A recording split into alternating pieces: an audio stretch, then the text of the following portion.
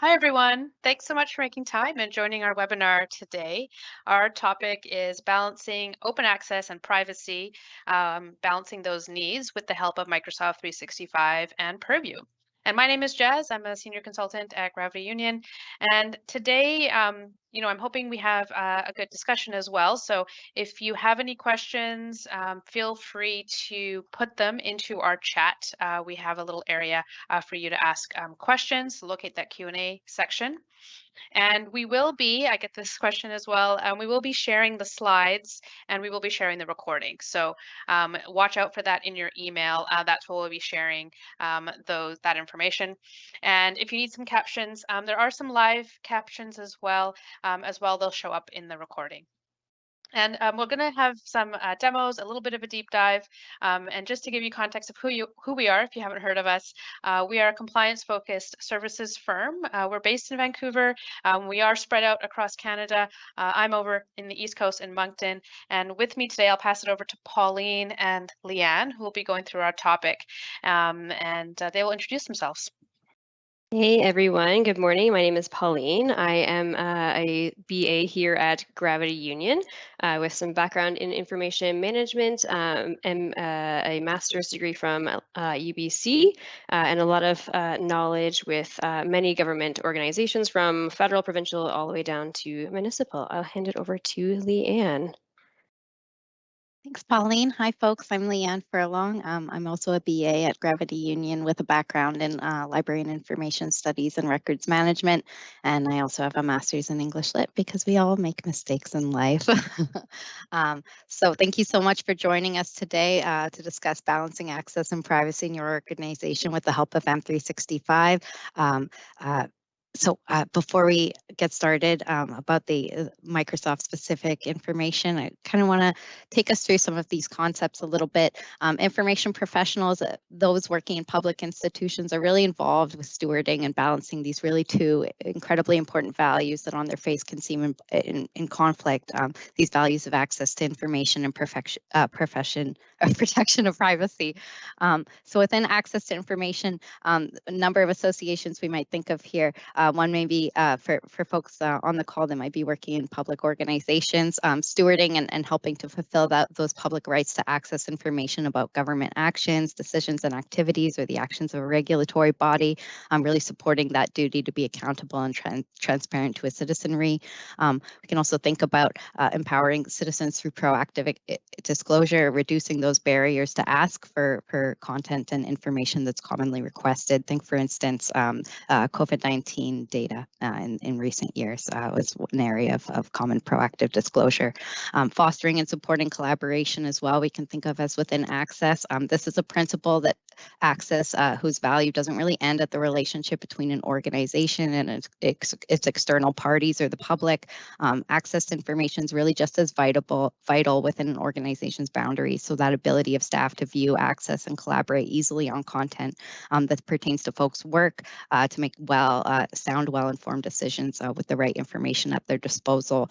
We can also think about within access addressing any systemic access barriers or inequities, and information being preserved and shared in ways that support diverse abilities or disabilities in some case. Is it OCR to support text-to-speech and typefaces that are legible with design choices that accommodate color blindness?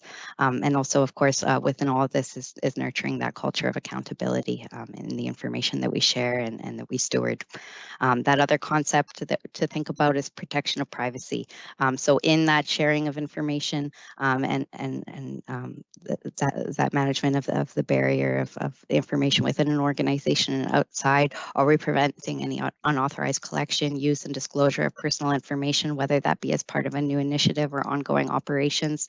Are we ensuring that any personal information is being used and disclosed on a need-to-know basis for performing duties? Is it stored securely? Are we implementing and monitoring compliance with privacy and security measures? Pauline and I will be showing you some tools and techniques today in the context of SharePoint and Microsoft 365 for what some of those privacy and security measures can mean on the technology side.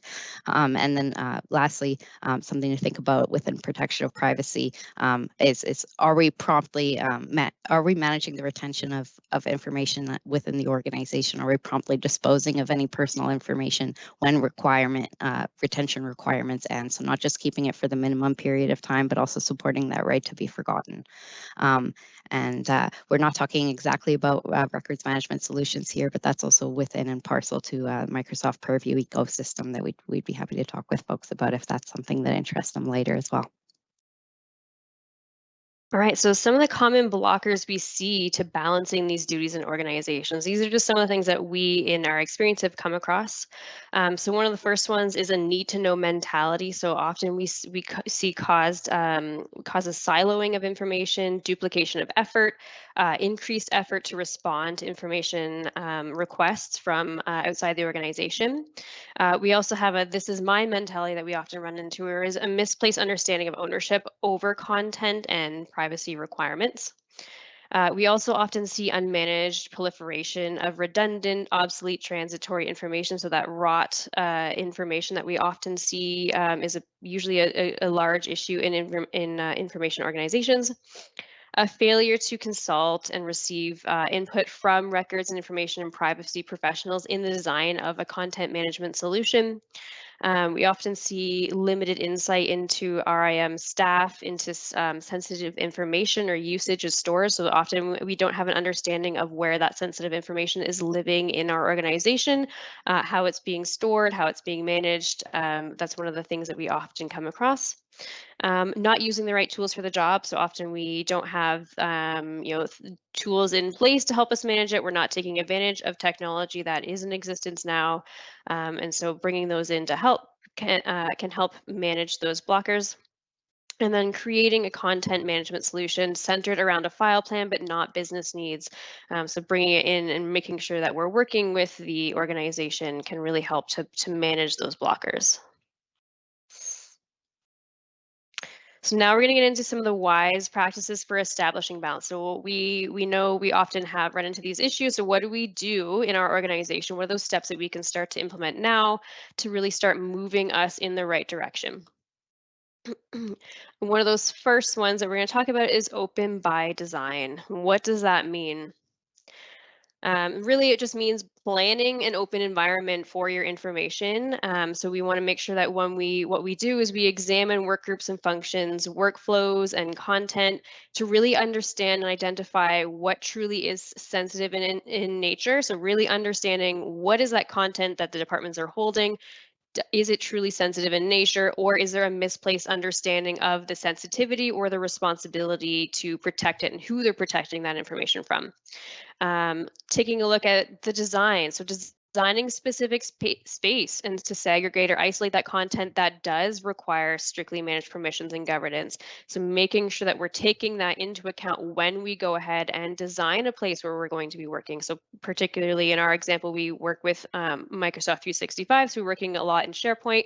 So making sure that when we design that SharePoint environment for our clients, or for if you are working with your organization, designing it in a way where we're taking that into account from the get-go. Making the remainder of the content read-only to the organization at large, so that content is findable and reusable, right? We don't need to recreate the wheel. We've probably already got it somewhere. So let's reduce, reuse, and recycle our content, not just our recyclables. And then change. So this is probably one of the hardest ones to do, but change users or employee perceptions around accountability and access to information. So really taking the time to get that message across in the organization, which does take time to do.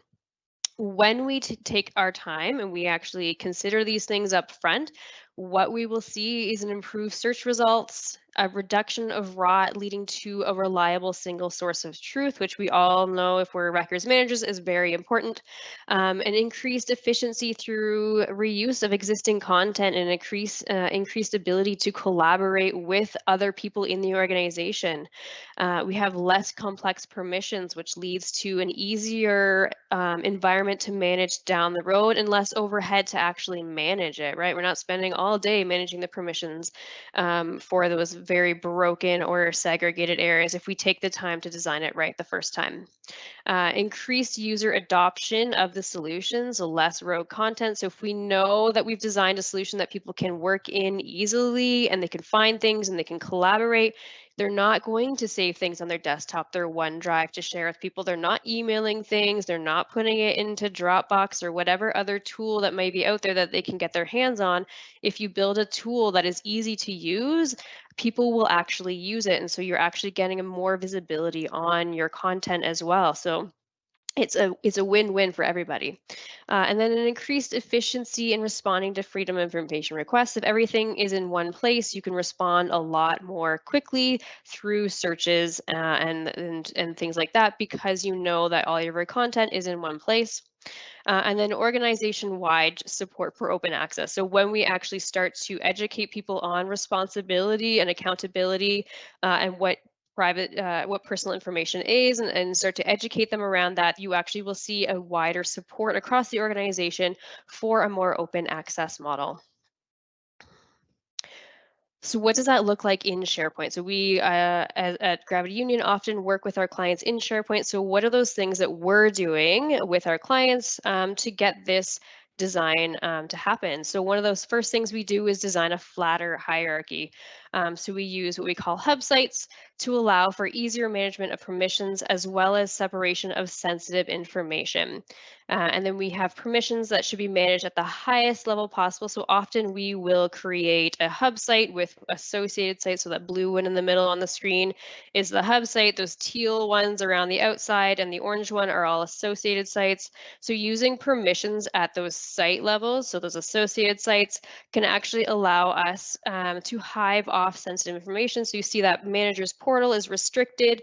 We're actually hiving that one off so that the permissions for the rest of them can be the same, but that other manager's portal site will have slightly more restrictive permissions, and that is an easy and clean way to be able to manage the access to information that is restricted at the highest level possible.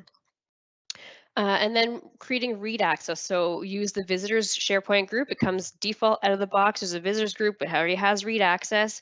You can give everyone read access to that group, and then remove that visitors group where you don't need them to have access, or where they shouldn't. Sorry, not where they don't need to have access. Where they shouldn't have access. Where that restricted content is. And then another thing that we can do is share. So using sharing links to share documents and avoid documents sent via email. So making sure that we're actually collaborating in place, using the system and the tools it has to collaborate on that document in place, rather than sending them through email and then having to come back and try and condense 9 different versions of an emailed document into one document to get everyone's revisions in there. It takes a lot more time. So using that sharing functionality, it's there to be used. And then the last part is collaborate. So working on those documents together in place, and making sure that when we are sharing information, we're giving people access to work on it if they don't have access, and then collaborating in place. So making sure that we're working on the same document in place, not downloading it to our desktop and working on it and then uploading it again. So we're actually using it to collaborate together.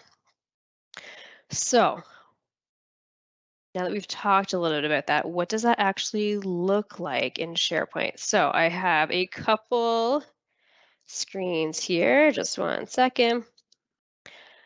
Here we go. Okay. So Leanne and I have a very quick, simple little demo site here. And so this one is a HR site in SharePoint. It has a hub here. So this human resources hub, it's got a talent and compensation team and an OHS team. So the talent compensation team, the site is actually a group connected site, and so is the OHS site. We decided that, talent compensation, they have a, sorry, did I hear something? Pauline, I think I'm not seeing the site on my end. Sorry, one second, guys. It should be sharing. Thank you, Leanne. There we go. You guys see that? There we go. Yep. Too many screens open. Okay, I think I was just showing the presentation and not the screen. Okay, so in this HR site, we have a hub site, so the HR Human Resources hub site. We have a talent and compensation site and an OHS site. So the talent compensation site is actually a group connected SharePoint site. So it comes with teams and all that. And so we're managing the permissions for these. The talent compensation and the OHS have separate teams. And they're managed through the M365 groups. And so to give them access to the Human Resources Hub, which these two sites are associated with, we actually, if I look in my site access here in my members group, we'll see I've got my OHS members and my talent compensation members. So these guys all have access to it. And so they are members, they contribute to the content in this site. If I look in my visitors, I have everyone except external users has access. So that way I'm giving read access to everyone else in the organization to access this Human Resources Hub site. And so I'm logged in currently as myself or someone who's like a manager type position. So someone who is the lead of HR in this organization, for example, would have access to all of the HR content. And so if I click into talent and compensation, I have access in here. We see we have some competitions which would contain personal information. So something that we may want to have some protection around, but as someone who is the head of HR, I would have access to this content. If I go over to OHS, you see I also have access here because I'm in that higher position. I also see that there's some labor relation cases in here as well. So there would be some personal information potentially contained in there as well. And so if we want to take a look at what that looks like from someone who does not have as much access as myself. So I'm going to pull up a different user here. So this is going to be Grady. So Grady here is a member of the talent compensation team. So he has access, like everyone else, to come to the Human Resources Hub. He can actually contribute, so he can come in and he can actually create a content if he needed to. If he wants, he can come into the talent compensation area. This is probably where he does his work every day, right? He's going to come into a competition and put information into the competition files. Or anything else he needs to in here. He can come and take a look at pay grids, whatever he needs, he's going to come in here and do his work. But Grady probably shouldn't have access to those labor relation cases, for example, right? He doesn't need access to that private information to do his job. So if I click on OHS here, we're going to see that while he's part of HR overall, he does not have access to that OHS site.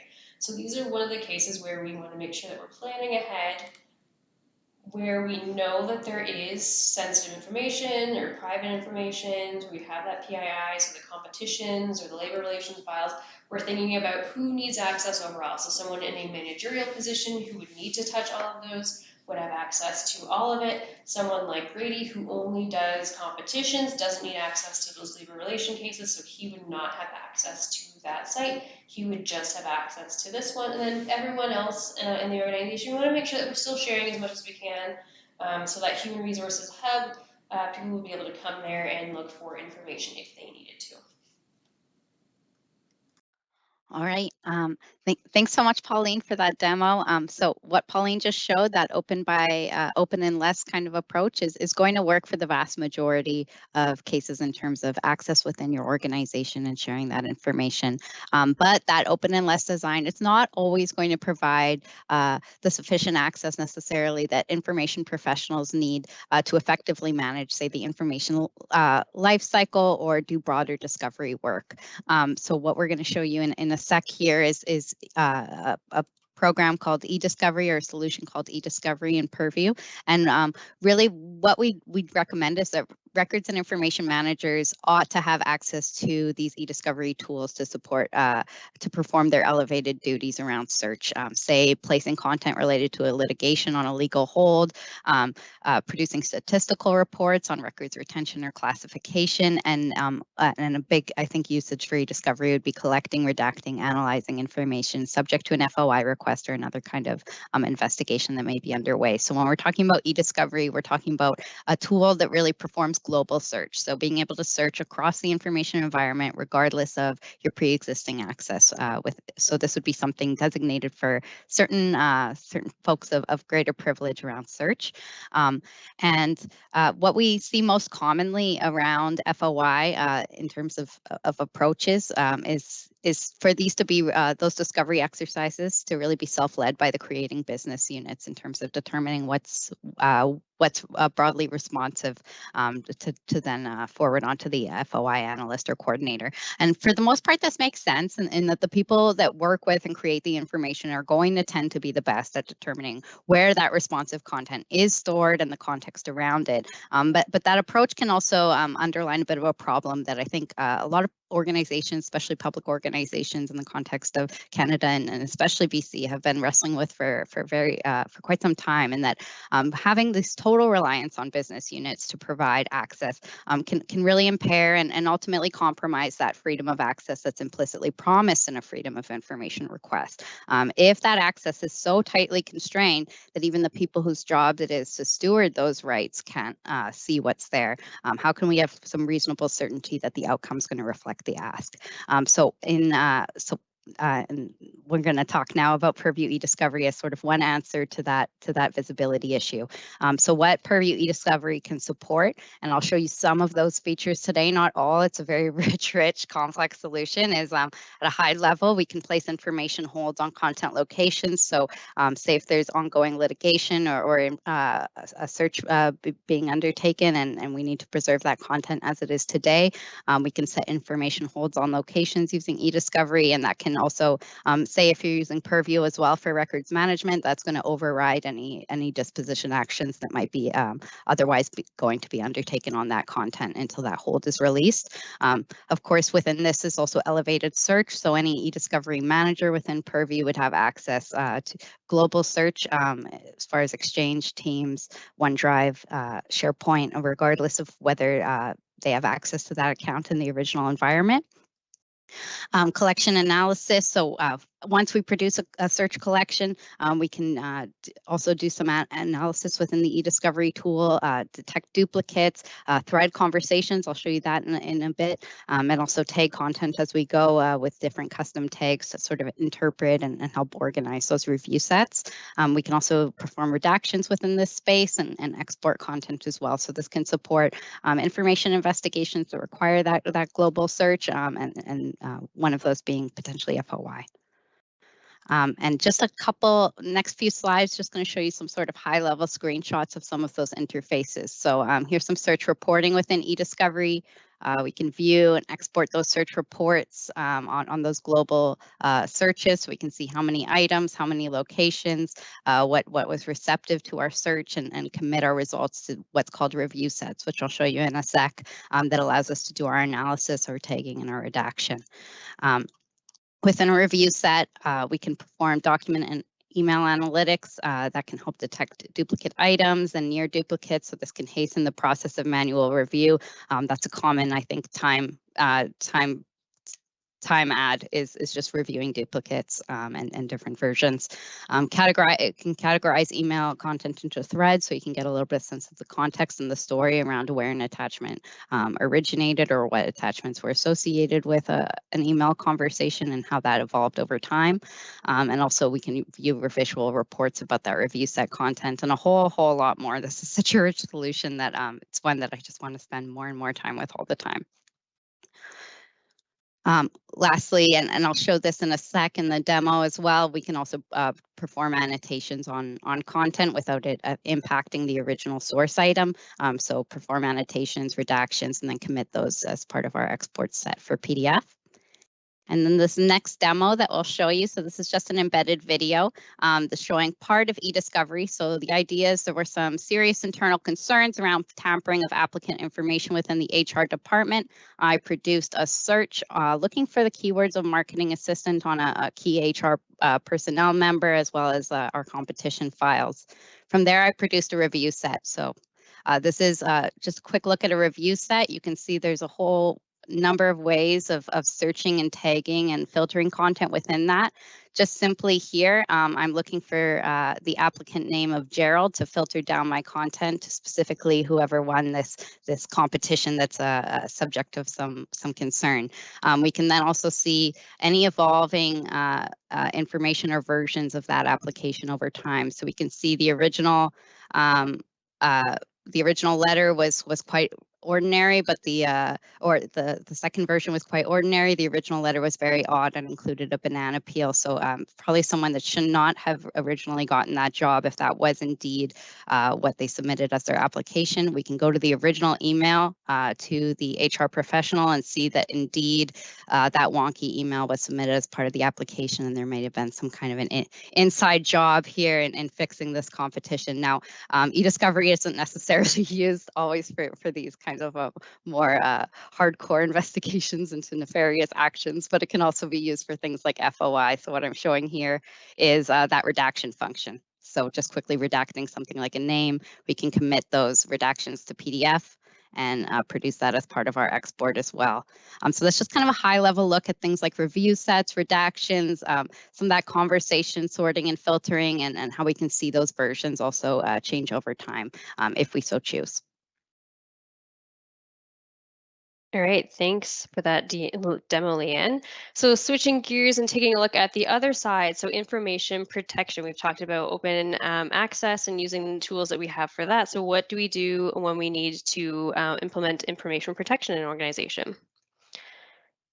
So information protection and privacy, we really can take a look at it in kind of 3 different themes: identification, prevention, and governance. So identification of sensitive and personal information in the organization and in its use, prevention of privacy, so looking at privacy incidents and erroneous disclosures, and then looking at misuse of personal information as well. And then governance, so over information privacy measures, instruments, and reporting. So we'll take a look at those in greater detail. So identification. So there's some things that we can do. So we can't govern what we cannot see. So making sure that we know where information is. So identification is the first step. So maintaining a data inventory. So identifying types, locations, and use of PII in the organization is a good first step. Implementing governance instruments like privacy impact assessments or PIAs to monitor changing information and collection practices. This is one thing that I do see a lot of organizations taking the jump in and really being pretty strict about getting PIAs for technology and things coming in. I often see that being used now. Adopt compliance-oriented technology. So you have tools as well that can help you. So tools that can identify and report on the presence or use of sensitive information types in content repositories and produce and productivity apps. So an example of that would be Purview data classification.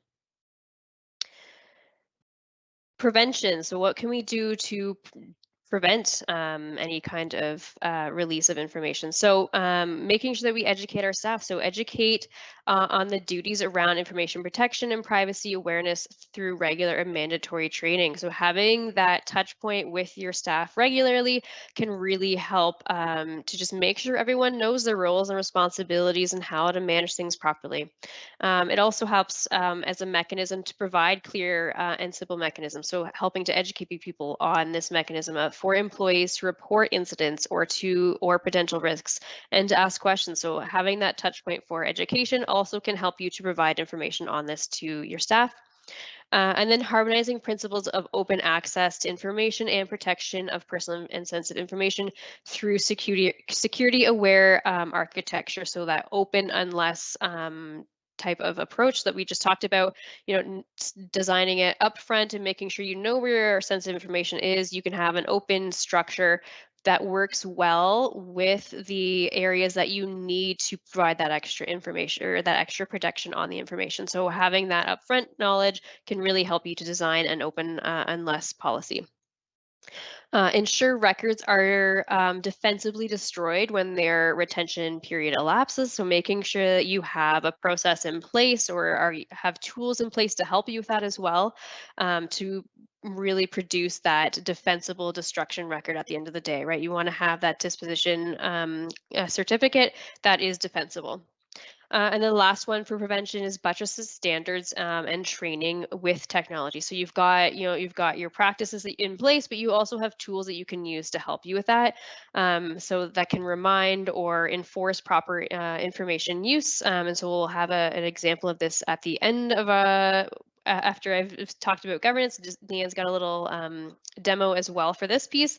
But so Microsoft Purview sensitivity labels for visually marking and encrypting documents can be a really helpful tool, as well as data loss prevention policies. And the last thing to talk about when we're talking about the protection of information is governance. So empower initiatives with strong roles and policy frameworks. So making sure that we are on top of governing our information as well. So establish clear roles and accountability for identification, reporting, planning, and other actions related to privacy and information protection. So making sure that everyone knows what they're responsible for upfront. Consult privacy experts in the organization when implementing new technology. So that's something that we do see happening more and more now, but still needs to have a little more attention, is that when new technology comes into play, often we don't see the privacy team being consulted. So bringing in those things like PIAs has really, really been helpful for a lot of organizations. Routinely review and update policies and procedural instruments to reflect changes in legislation and working conditions. So things change, policies change, regulations and legislation change, and the organization overall will change. So making sure that you've got a regular time that you're reviewing those policies and procedural instructions is really going to make sure that your organization is staying on top of those. And then encourage and standardize the development of PIAs, information sharing agreements, PIBs, and organization in the organization to strengthen oversight. So just making sure that we have those processes in place. Everyone knows this needs to happen when I do X, Y, or Z, and so that they know what their responsibility is and when it needs to be done in timeline. So we're not scrambling to get things done or in place when you've already made a decision on a piece of technology, for example. Having those done up front and knowing the process is really going to help the organization to just get ahead of it. And then adopting technology that can assist in reporting on and in addressing information privacy risks in the workplace. So helping you to see that, because in a world where we are so on the internet, where we're in, a lot of our data is online now, we just have, you lose track of where everything is, right? You have so much information. So using tools and technology to help you keep track of that is really gonna help you manage it overall. So Leanne, I will turn it over to Leanne for this little demo.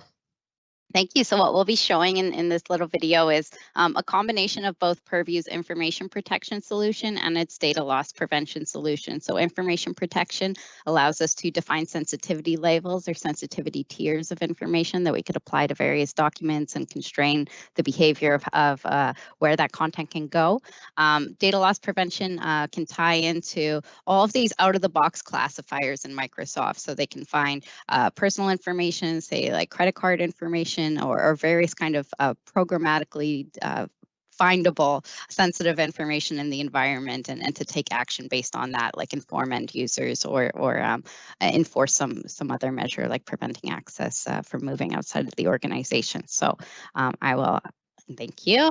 So as we can see, there's some kind of dummy fake sensitive information in here for Zachary Christensen. DLP picks up immediately that some sensitive information is in this content, and the user's given a policy tip recommending that they apply the sensitivity label of confidential, non-shareable.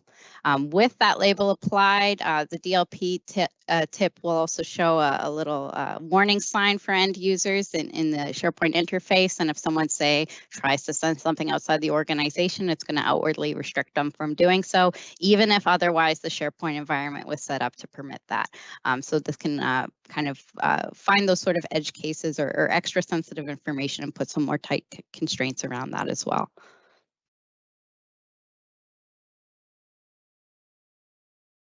What we'll leave you, some thoughts we'll leave you with as well is the privacy management, same with records management or any really other kind of solutions if we're implementing technology alongside a governance program, is that it really takes partnership. What we don't want to see is records and information management and IT in a turf war or an adversarial relationship. We don't want IT to tear ahead in a new direction with a 6-tier security framework and fling the input and insights of IM out of the ring. What really needs to happen is more of a tag team, if you will. So records managers and IT professionals hand in hand, taking down the chaos and the nightmares that is the organization's information environment in the worst case scenario. So too often we see organizations just leave records and information management professionals out of the conversation around what tools to adopt and who should be given access to their use. And something we take really seriously at GU is elevating the voice and presence of both parties in those discussions, connecting those spheres of IT and information management that can be too often disconnected despite the really obvious commonalities around purpose, aim, and common adversaries. All right, so we've talked a little bit about access and information and privacy protection. So how do we actually, we've talked about it. What are those things that we're actually doing to achieve balance? So just to kind of summarize what we've talked about today.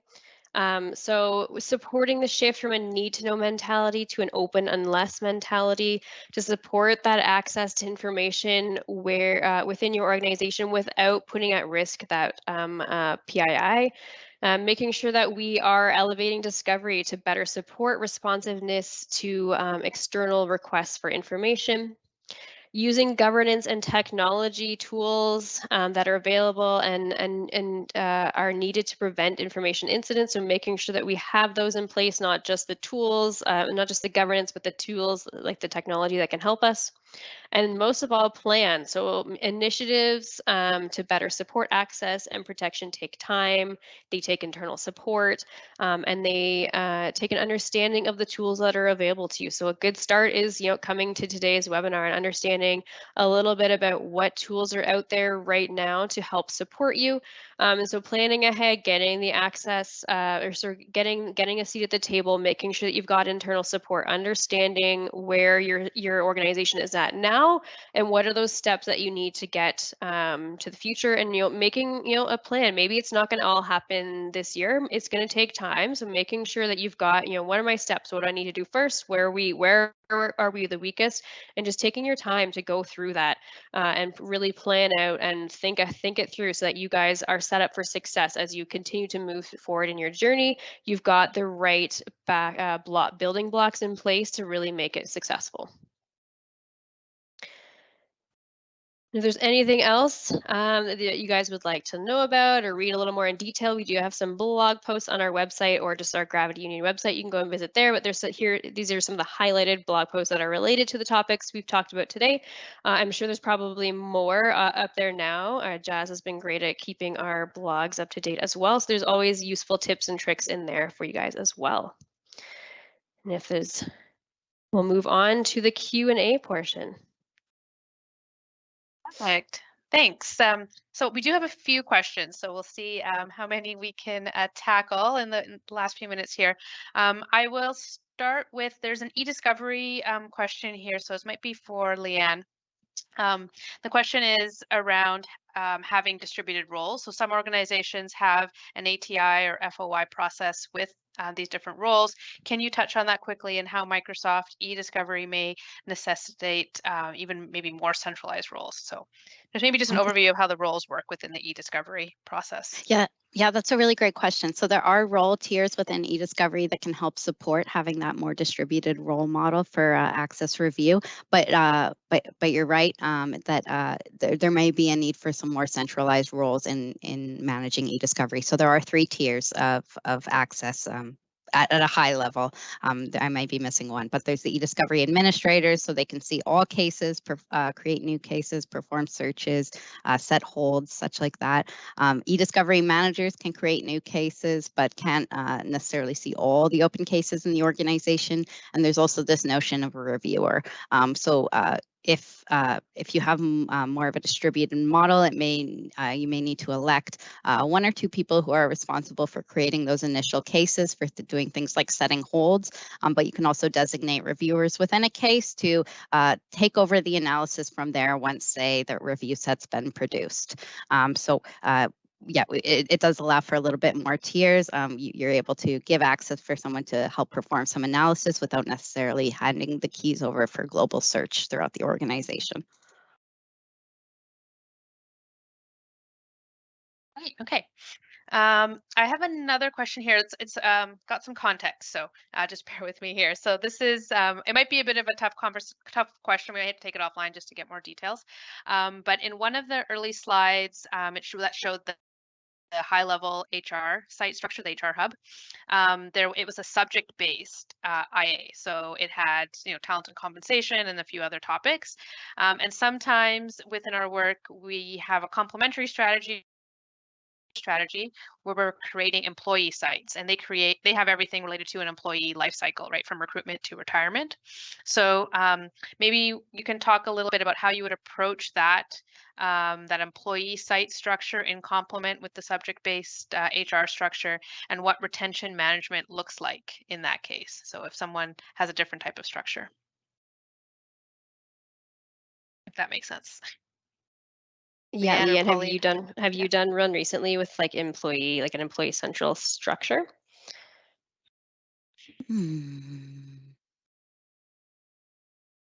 Okay, sorry, I'm just reviewing the question a little bit here to get a little bit more Yeah, it context. had a bit of a context, so we may have to take it offline just to get more details. Our email address is up on the screen as well, so if you do want to email, you can send us an email. We'll make sure it gets to the right people.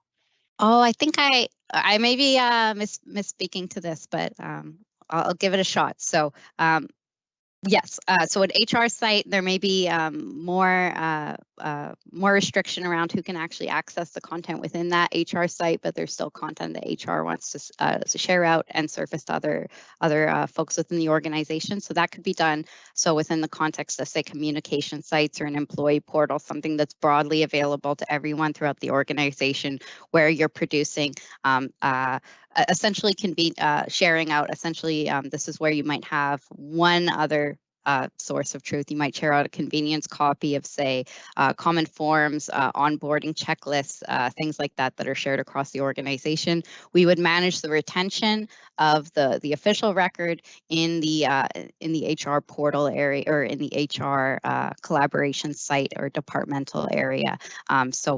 Sometimes there will be a need, depending on access, to produce something like a convenience copy. And if we can tag that as a convenience copy in Purview using, say, records management, we can know that one is the official record and one is the one with retention being managed on the other side. I hope that answered it a little bit. Mm-hmm. Right. Yeah, if you do have more details that you want to share with us, yeah, feel free to email us too, and we can follow up offline. I'll ask one more question here. It looks like eDiscovery is a popular topic, so I think this relates to eDiscovery. The question is, does the redaction tool allow you to identify a section reference, for example, an exception to disclosure section? Yeah, so annotation, it can do redactions, but it can also do direct annotations onto the object that would be produced as part of the review set. So you could type in, say, a section reference next to that redaction, or you could also apply this, create, say, I think you'd want to do a section reference as part of that redaction, depending on how strong you are with using Adobe already. That might still be a preferred method for doing that redaction work. But eDiscovery can really help with producing that export of that source content for you to start working on in a PDF format. Right. And Pauline, I think this might be a question for you if you want to tackle this one. There's a question about ongoing access or managing permissions. So after the site is live, I'm presuming, what is the right strategy for permission management in SharePoint Online from a design config perspective for that ongoing monitoring and management? Any advice there? Yeah, I mean, it can be a tough one, right? Because we have so many different methods to managing permissions, right? You can have AD groups you're using, you can have Microsoft 365 groups that you're using, you can be using the SharePoint groups. Like there's so many layers to managing the permissions overall.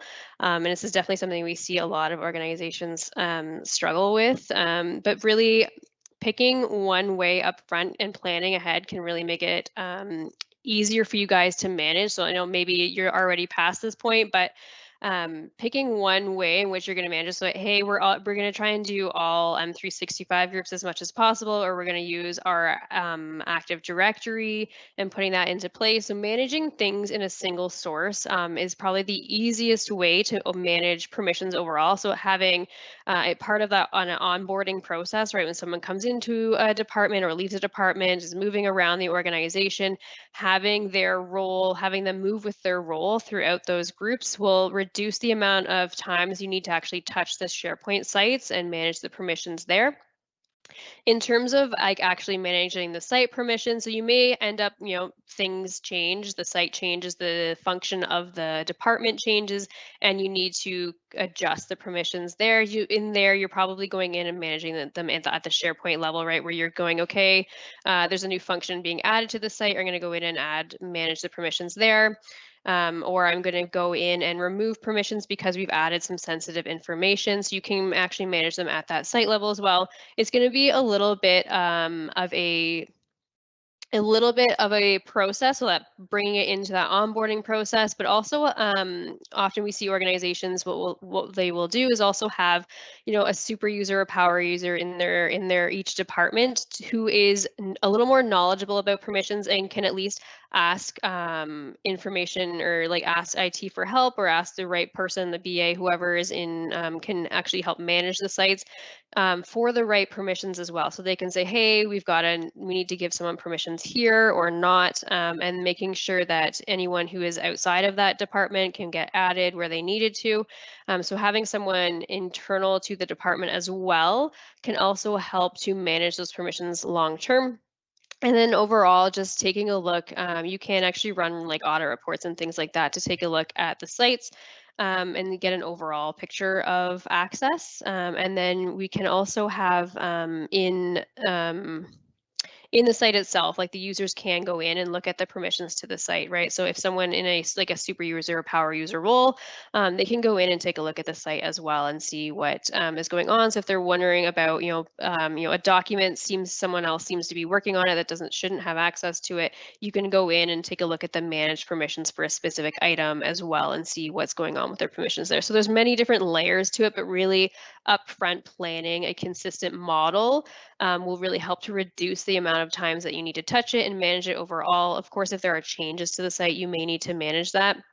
But really thinking about it up front and thinking, hey, who else needs access to this in the organization? Who are we collaborating with? Do they need to be able to edit the content? Okay, let's give them more than just read access.